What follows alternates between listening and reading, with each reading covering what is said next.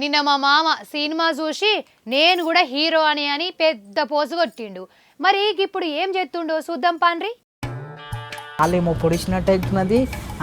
ఇక పెద్ద ఘోరం అంటే ఘోరం ఉన్నది. ఏం సరిపెడుతున్నదయా? ఇగో ఉడుకుతున్నది పానము. ఈ పిల్ల ఏం చేస్తున్నదేమో. ఓ భాగ్యలక్ష్మి, ఇగో సచిన అయ్యా పలకరించేటట్లేదు. ఓ భాగ్యలక్ష్మి ఆగు, పాపం కాళ్ళు బాగానే గుంజుతున్నట్టున్నాయి కదా, ముసలోనికి మస్తు గోసొచ్చింది. అమ్మ బాబా ఏం సరిపెడుతున్నదయా? ఇగో వాయమ్మ ఏం చేతు, ఇక నా ఒక్కనికే కష్టం వచ్చినట్టుంది. ఉడుకుతున్నది పానమంతా. అరే గీ ముసలోనికి ఏమైంది? ఇప్పటిదాకా మంచిగానే ఉండే కదా, కాళ్ళు గిట్ల గుంజుతానే అన్నాడు. జ్వరం గిట్ల వచ్చిందో ఏందో చూడనన్న చూస్తా పోయి. మావా, ఓ మావా ఏమైంది? అబ్బాబ్బా ఏం చేయాలమ్మా? ఇగో కాళ్ళు ఉబ్బినాయి, మస్తు ఉబ్బినాయి కాళ్ళు. ఏం చేయాలి? చక్కెర వచ్చినట్టు అవుతున్నది జరంతా.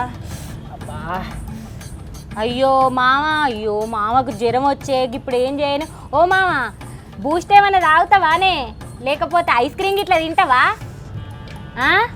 పాలు తెచ్చినా? నువ్వు తినేటి నువ్వు తాగేటి చెప్పకమ్మా.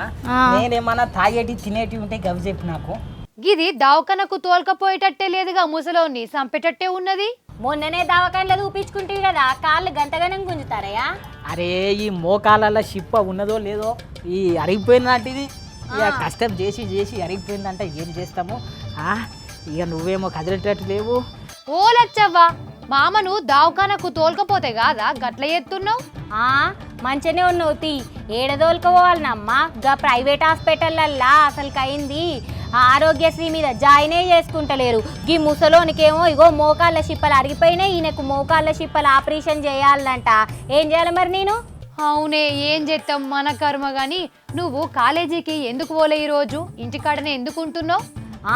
ఏంది పోయేది? నిన్న మొన్న పంచాయతీ నీకు ఎరకలేదా? గా కాలేజీలల్లా స్కాలర్షిప్లే వస్తలేవు, అసలుకైంది ముందు నుంచే ఇస్తలేరు.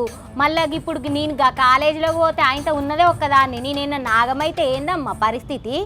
అవునే అమ్మా, గీ చదివే అన్నిటికీ మార్గం అంటారు గీ లీడర్లు, కానీ గా స్కాలర్షిప్ పైసలే ఇస్తలేరు. నీకు ఎరకలేదా? నువ్వు వార్తలు చూస్తలేవా? ఆడ కాలేజీలు బంద్ పెట్టి గియ్యాలనే ఓపెన్ చేసిరు, స్కాలర్షిప్లు ఇస్తలేరాడా. పాత బకాయిలే మాకు ఇంకా మస్తున్నాయి. ఏమన్నా పత్రాలు అడుగుతానేమో పైసలు అడుగుతారు వాళ్ళు.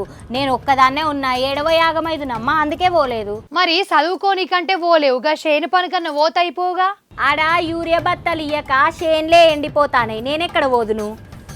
యూరియా బత్తలు ఒకటే కాదమ్మా భాగ్యలక్ష్మి, ఏం చెప్పాలి. అంగన్వాడీ టీచర్లు ఉన్నారు కదా, వాళ్ళకు కూడా జీతాలు వస్తలేవు అని చెప్పి వాళ్ళు పనులు బంద్ పెట్టి, ఆఖరికి మా నూర్లలో చెత్త తీసేటోళ్ళు ఉంటారు కదా, ఆ చెత్త తీసేటోళ్ళకు కూడా జీతాలు వస్తలేవు అని చెప్పి వాళ్ళు బంద్ పెట్టిరు. ఆ ట్రాక్టర్కు డీజిల్కే పైసలు లేవంట సుమి, అట్లున్నది కథ. అవును నిజమే మామ, తెలంగాణ వచ్చినా లాభం లేదు. అంతేకాదమ్మా, గీయాలో ఒక కొత్త పంచాయతీ షురువైంది. మొన్న కాదు గ్రూప్ 1 పరీక్ష రాసిరు కదా, అలా ఫలితాలు వచ్చినాయి. అలా ఫలితాలు రాగానే మొత్తం మీద హైకోర్టు దాకా పోయింది.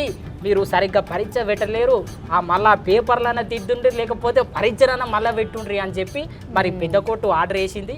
ఇక వాళ్ళు తల్లిదండ్రులు ఉంటారు కదా, వాళ్ళు చిన్న బాధ కాదు, ఒక్కొక్కరు ఎక్కి ఎక్కి ఏడుస్తున్నారు. ఇక మరి నిరుద్యోగుల కథ గిట్లుంటే ఆడ మరి పంతులది వాళ్ళదో గోసున్నది. వాళ్ళకి ఏమంటారు డిఏడ్లు, మన జీతాలు సరిగ్గా రాక వాళ్ళదో గోసున్నది. ఇగో ఇట్లా తెలంగాణ రాష్ట్రం అంతా ఏడుస్తున్నదమ్మా, ఏం చెప్పాలి. ఇక మధ్యలో మనమే ఆగం. తెలంగాణ రాష్ట్రం కోసము ఇక దగ్గర 1200 మంది చచ్చిపోతే, ఇప్పుడు మళ్ళీ తెలంగాణ తెచ్చుకున్నాక కూడా చచ్చిపోవాల్సిన పరిస్థితి వచ్చింది. తెలంగాణ తెచ్చుకున్నది ఎందుకు చెప్పు? నీళ్లు, నిధులు, నియామకాలు. నీళ్లు వస్తలేవు, మరి పంటలు ఎండిపోతూ ఉన్నాయి. నిధులు ఇక మరి ఎవరు దోచుకుంటున్నారో నీకు నాకు ప్రపంచం మొత్తం కెరికే. ఇక మరి నియామకాలు, ఉద్యోగాలు, ఇక నీకు ఇంతసేపు చెప్తేనే గిట్లున్నది అమ్మ కథ. ఇక నేను ఏడవోదు, ఏం సంగతి, నా పానమేమో ఇట్లా చేనేమో ఎండబాయ్. చూసిండ్రు కదా గిట్లున్నది ఇప్పుడు మన తెలంగాణ పరిస్థితి. ఒక్కరు కూడా సుఖపడ్డది లేదు. కారు పార్టీ, చెయ్యి పార్టీ.